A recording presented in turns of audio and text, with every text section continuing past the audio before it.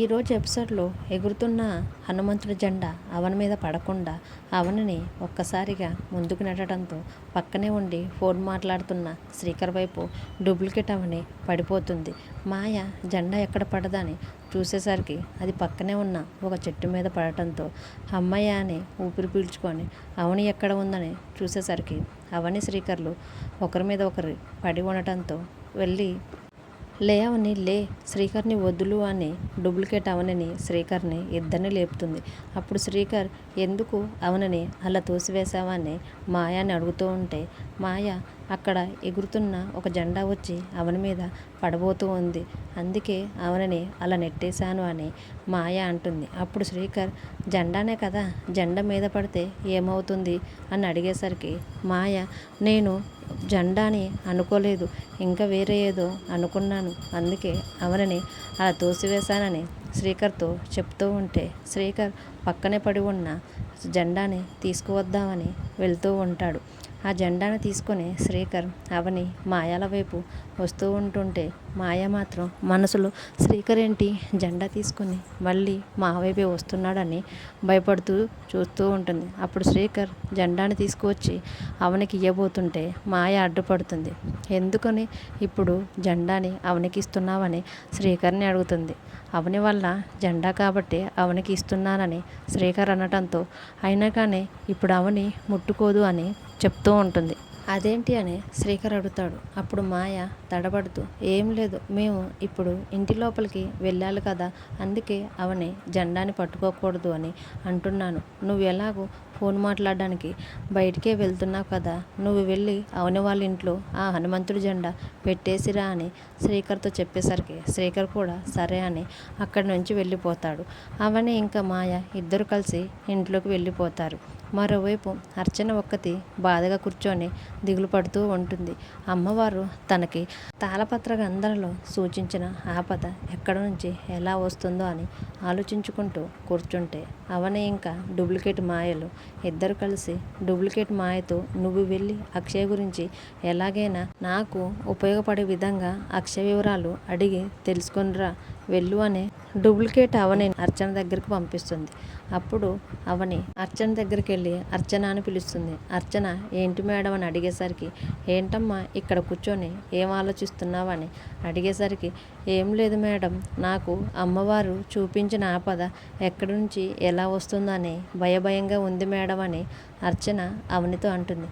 అవని మాత్రం నాకైతే సంతోషంగా లేదమ్మా, ఎందుకంటే ఈ పండగకి నా కూతురు అక్షయ నాతో లేదు కదా, ఇంతమంది అందరం ఉన్నా కానీ నాకు నా బిడ్డే కావాలనిపిస్తుందమ్మా, నా బిడ్డని చూడాలనిపిస్తుందమ్మా, పదే పదే అక్షయ నాకు గుర్తుకొస్తుందో, ఎంత దురదృష్టవంతులం అమ్మ మేము, కన్న బిడ్డను కూడా చూడలేని పరిస్థితిలో ఉన్నాను, నా బిడ్డ ఎక్కడ ఉందో ఎలా ఉందో, ఏ అనాథ ఆశ్రమంలో ఏ మహానుభావుడి దగ్గర ఉందో నాకు అర్థం కావటం లేదమ్మా, గొప్ప జాతకంతో పుట్టిన నా బిడ్డకు ఇంతటి ఘట్టం లేని వంశంలో పుట్టిన నా బిడ్డ రాణిలా బతకకుండా ఎక్కడో అజ్ఞాతవాసంగా బతుకుతుందని నన్ను తలుచుకుంటూనే నాకు చాలా బాధేస్తుందని ఏడుస్తూ అవని అర్చనతో చెప్తూ ఉంటుంది.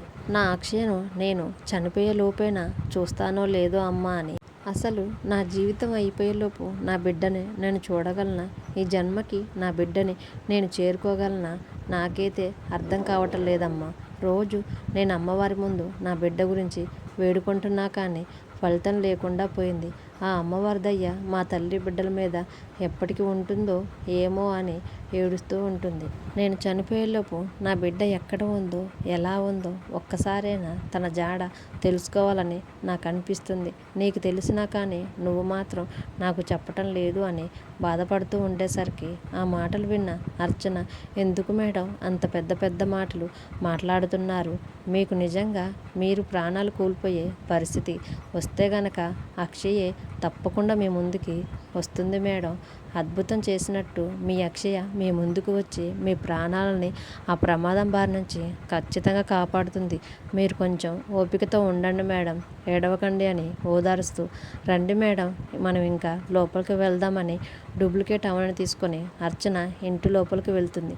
ఆ మాటలన్నీ దూరం నుంచి వింటున్న మాయ ఈ అర్చన మాటల్లో ఏదో మర్మం దాగే ఉంది. అక్షయ్ గురించి తనకు తెలిసినా కూడా చెప్పకుండా నాటకాలు ఆడుతుంది. ఇంకా ఎంతసేపు, ఇంకా కొంతసేపట్లో అక్షయ్ గురించి మొత్తం నిజం రాబడతాను అని తన మనసులో అనుకొని ఇంటి లోపలికి వెళ్తుంది.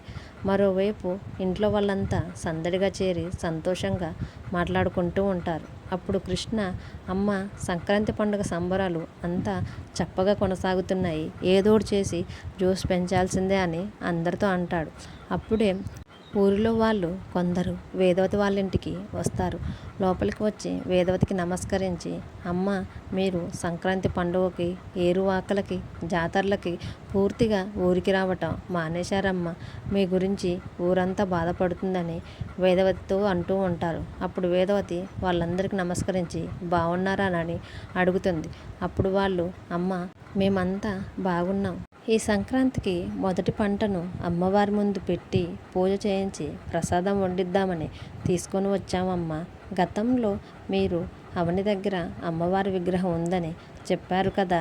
ఇప్పుడు మీ మధ్య ఉన్న గొడవలన్నీ సద్దుమణిగిపోయి అమ్మవారు మీ ఇంటికి వచ్చే ఉంటారు కదా అని ఎక్కడికి వచ్చామమ్మా అని వేదవతితో చెప్తూ ఉంటారు.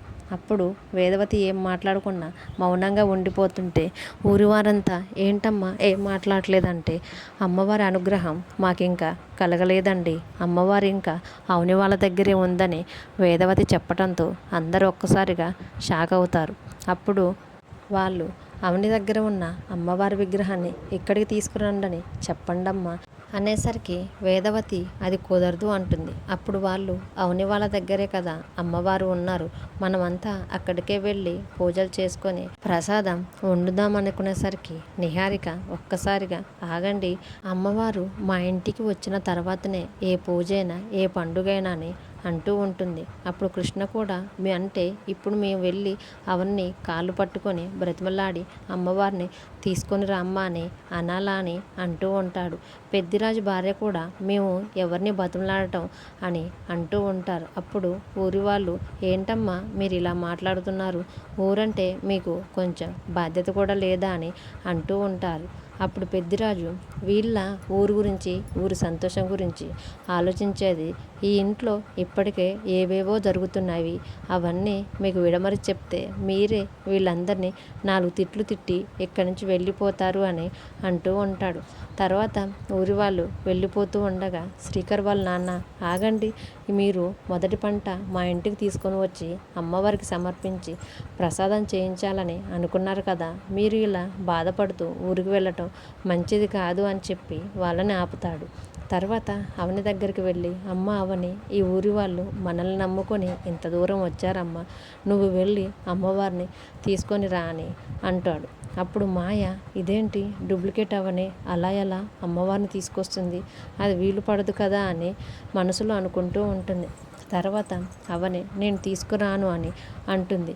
అప్పుడు వేదవతి, ఇంతకుముందు కూడా అమ్మవారిని తీసుకురావాలి ప్రయత్నం చేస్తే గుమ్మం దగ్గరే ఆగిపోయింది కదా, అందువల్లనే తీసుకురాను అంటుందేమో అని అంటుంది.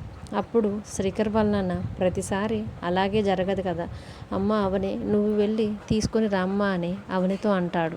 అప్పుడు అవని, నేను తీసుకురాను, ఇంతకుముందు కూడా ఇలాగే మీ మాటలు విని అమ్మవారిని తీసుకొని వచ్చి అమ్మవారిని ఇబ్బంది పెట్టాను, ఇకపై నేను అమ్మవారిని తీసుకొచ్చి అమ్మవారిని ఇబ్బంది పెట్టలేను, అడ్డమైన మాటలు మీతో పడలేను అని శ్రీకర్ వాళ్ళ నాన్నతో అంటూ ఉంటుంది.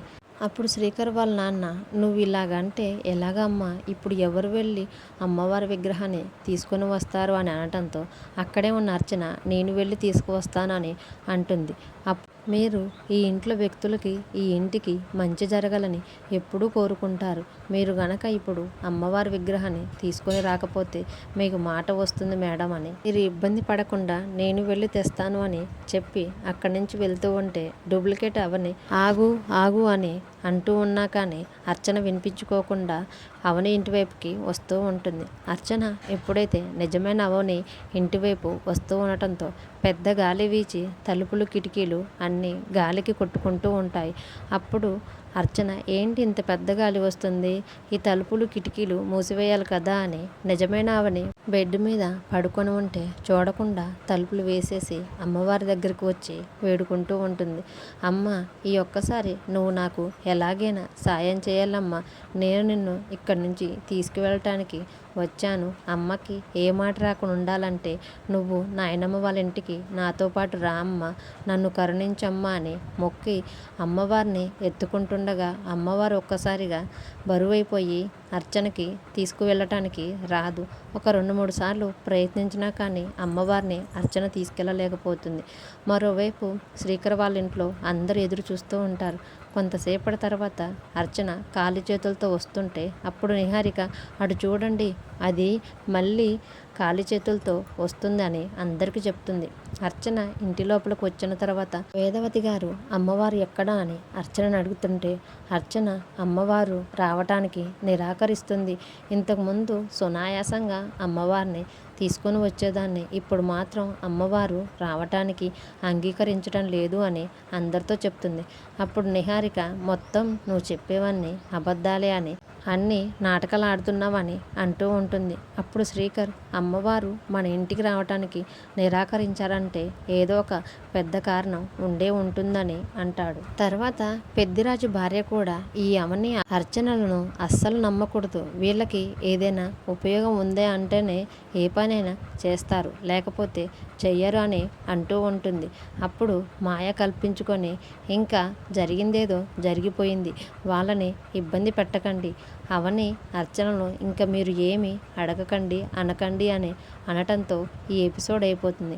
తర్వాయి భాగంలో నిజమైన అవని అమ్మగారిని వేదవతి వారింటికి తీసుకువస్తుందా లేదా అనేది అప్కమింగ్ ఎపిసోడ్స్లో చూద్దాం. ఈ వీడియో కనుక మీకు నచ్చితే ప్లీజ్ లైక్ చేసి మన ఛానల్ని సబ్స్క్రైబ్ చేసుకోండి. Thanks for watching.